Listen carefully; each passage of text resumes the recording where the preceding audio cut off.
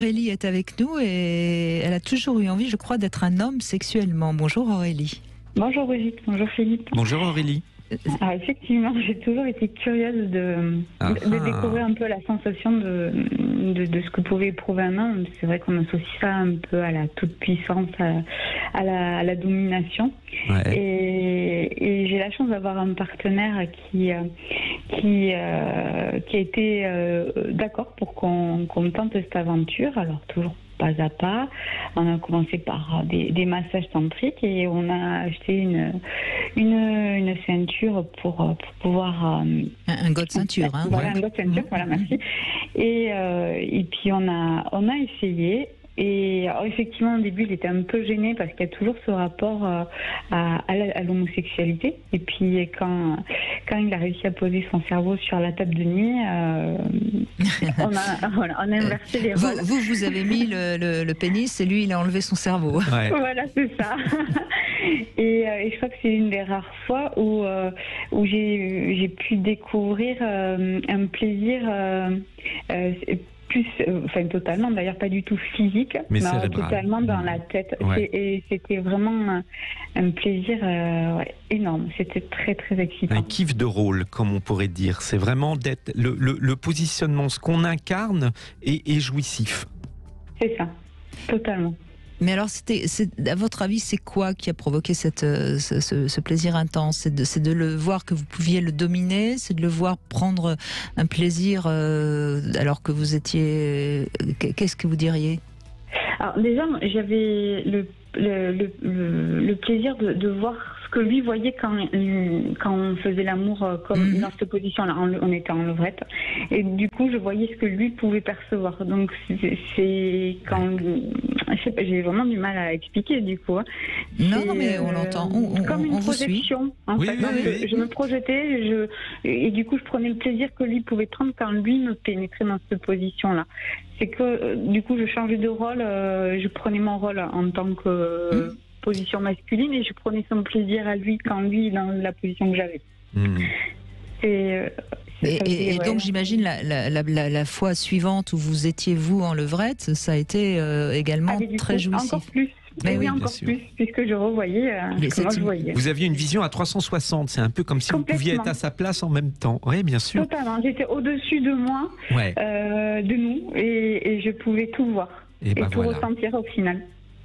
Comme quoi, des fois, juste... Alors, on le dit en psychologie en permanence, essayer de se mettre à la place de l'autre, même s'il faut bien comprendre que ça n'est pas possible, mais en tout cas, c'est une image. Mais dans un cas comme la sexualité, ça a un sens. C'est-à-dire que là, vous avez pu regarder de l'autre côté du miroir. Exactement. Alors on va revenir justement sur cette pratique qui est de plus en plus, alors je dis pas encore une fois que c'est la norme, hein, loin de là, mais en tout cas on entend quand même de plus en plus de femmes qui ont envie et d'hommes qui acceptent. Donc on va vous poser des questions un peu plus pratiques pour ceux qui nous écoutent. Aurélie, si vous le voulez bien, on va se servir de votre témoignage pour ouvrir peut-être dans d'autres chaumières ce 360 degrés comme dit Philippe Arlin. Restez avec nous. Philippe Arlin est avec moi, sexothérapeute, auteur de Sexuellement Incorrect. Si ça vous intéresse, n'hésitez pas, ça s'appelle Le sexe n'a pas de genre aux éditions de La Martinière, où justement vous bousculez un petit peu la norme. Et Aurélie, vous l'avez bousculé pour de bon, puisque vous avez joué à être un homme. C'était si j'ai bien compris, quelque chose qui vous intéressait depuis longtemps, hein, Oui, j'étais curieuse, mais après je pensais pas que j'aurais un jour l'occasion de pouvoir franchir le cap. Le cap, oui. Alors, concrètement, vous avez d'abord joué un petit peu avec vos doigts de manière à l'habituer à être stimulé sur le plan anal, ou bien vous êtes rentré dedans Ah non, non, un peu d'huile de noix de coco et des massages, une musique, une lumière d'ambiance et on se détend. D'abord, on se détend. Bah oui. Ouais. Parce que lui, c'était la première fois qu'il tentait cette pratique. Ouais, cette pratique-là, après, on avait déjà, lui déjà tout seul et avec moi, joué avec des plugs. Mais là, le geste était plus fort. Oui. Bien sûr. Même en allant doucement, le fait que ça soit pas, géré par la main mais par un corps entier, la force n'est pas la même. Bien sûr. C'est totalement différent. Mais ce qui vous a peut-être aussi excité, c'est cette soumission qu'il accepte quelque part, parce que c'est une preuve de confiance, une preuve d'amour. Enfin, il y a quelque chose aussi sur le plan psychologique assez fort, non ? Ah bah on se fait confiance à 2000% dans ces moments-là, et effectivement de le voir s'offrir à moi. Parce que même si c'est dans cette position-là, quand on avait commencé à jouer, à se masser ou quoi, d'ailleurs dans notre intimité, on se fait notre rasage intime mutuellement. Ça fait partie aussi de notre partage. Voilà, on partage ça. On pourrait se le faire chacun de son côté, mais on s'occupe l'un de l'autre à tout point de vue, que ce soit pour l'hygiène que du coup pour les pratiques sexuelles. Mais ce qui est intéressant, et vous l'avez un peu dit, mais j'avais envie de le souligner, c'est pour une fois l'occasion pour une femme de donner du plaisir. Parce qu'à part la fellation, on met toujours la femme, pour reprendre ces fameux critères de genre, ou en tout cas de position prédéfinie, c'est l'homme qui est censé faire jouir la femme et avec son pénis, etc. Et là, enfin, vous êtes en position, alors avec ce pénis artificiel, mais qui n'en est pas moins attaché à votre corps, vous êtes en position de lui donner du plaisir, voilà, d'être dans ce rôle de l'acteur. Si vous accélérez, comment il va réagir, etc. Et c'est aussi ça que l'inversion des rôles va permettre, ça fait quoi d'être de l'autre côté et d'être celui qui donne? Et puis en plus, c'est une chose qu'on peut recevoir tous les deux la même chose. C'est-à-dire que la pénétration anale peut être reçue par une femme ou par un homme, et du coup, on sait ce que ressent l'autre. Exactement. C'est la seule chose. Comme par exemple, il y a quelques semaines, où on était parti du coup sur une fellation, mais à un moment donné, tous les deux, on a glissé nos mains pour une pénétration anale en même temps, et là en fait on se sent sur un pied d'égalité. Il n'y a pas de dominant et de dominé à ce moment-là. Oui, alors c'est intéressant ce que vous dites, parce qu'on entend bien chez vous ce besoin d'égalité de rôle dans votre couple, et c'est ce qui crée votre histoire. Hein. Encore une fois, il n'y a pas à dire que tous les couples devraient faire ça, mais en tout cas c'est ce qui crée votre histoire et qui cimente au fond votre lien érotique. Oui, c'est ça. Et c'est important, parce que c'était d'abord votre fantasme, mais pourquoi ça colle dans votre couple? Parce qu'il a adhéré à votre fantasme. Voilà, parce qu'on communique beaucoup effectivement sur ce qu'on a envie l'un et l'autre, et on a encore plein de choses à découvrir.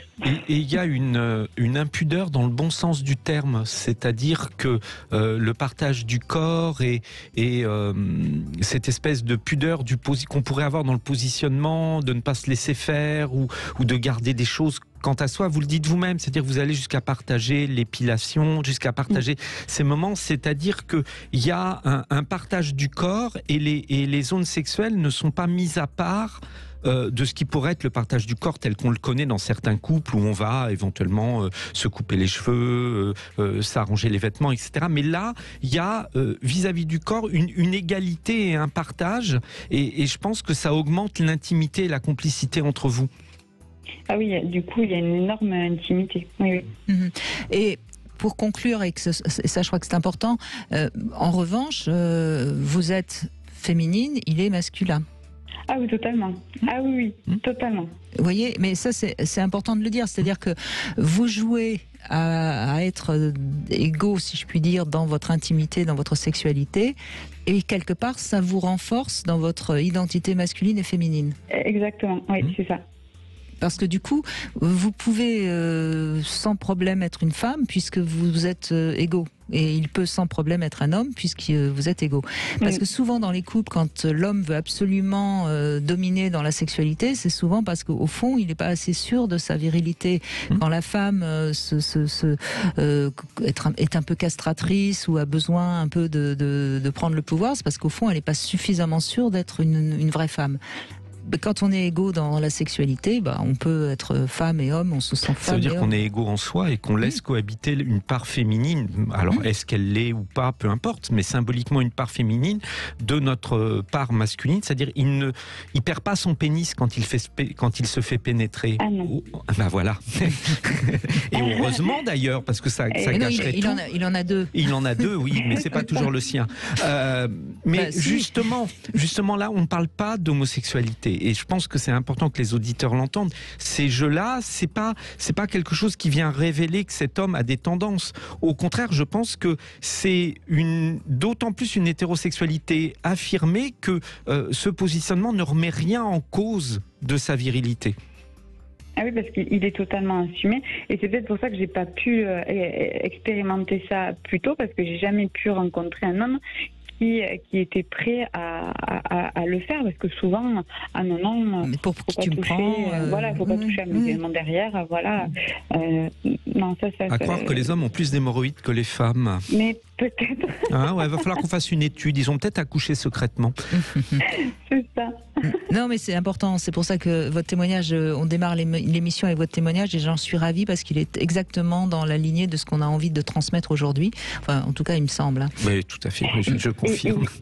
Et d'ailleurs, juste pour aller sur l'autre thème, sur l'autre parallèle des hommes qui se travestissent, on a été inscrit sur un site de libertinage où on peut voir des vidéos en direct. Et moi, j'ai été impressionnée par le nombre d'hommes qui sont en tenue de femmes. Ouais. Alors souvent tout seuls, en train de se masturber, mais on voit des hommes avec leurs femmes habillés tous les deux avec des bas et des strings. Il y en a beaucoup. Oui, mais ce qui est quand même intéressant à remarquer, c'est que aujourd'hui il y a quand même une ouverture vers toute cette possibilité de changer de genre, ce qui montre quand même, quoi qu'on en dise, que la sexualité, elle est un petit peu plus ouverte qu'il y a 50 ans, oui. Avant, tout ça a été psychiatrisé, c'est-à-dire que si on avait ce désir-là, forcément, il y avait tous les tabous, les peurs, je suis malade, je suis pervers, et donc on ne pouvait rien assumer. Aujourd'hui, on l'assume de manière tout à fait saine, parce que il ne s'agit pas, en tout cas dans le cadre où on en parle, ça n'est en aucun cas ni des déviances ni quoi que ce soit. C'est une des dimensions de la sexualité. Il y en a tellement que pourquoi pas accueillir celle-là. Exactement. Merci beaucoup Aurélie, en tout cas, de votre témoignage. Bonne journée.